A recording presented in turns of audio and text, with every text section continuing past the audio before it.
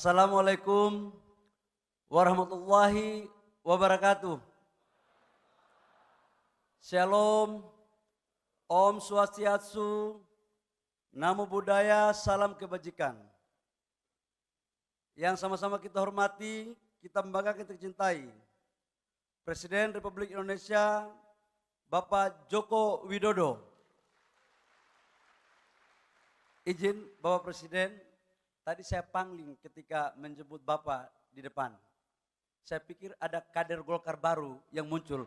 Ternyata Bapak Presiden, karena bajunya udah kuning.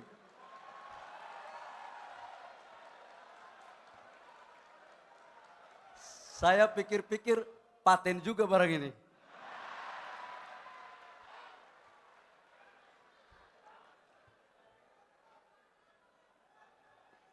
Cocok barang? Cukup di hati saja ya.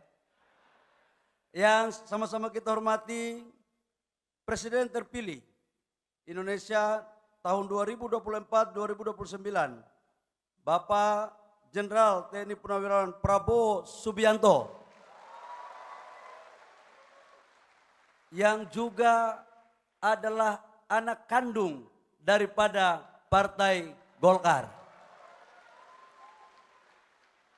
Kalau partai yang beliau pimpin sekarang itu partai yang dibangun oleh Bapak Prabowo. Tapi yang melahirkan Bapak Prabowo adalah Partai Golkar.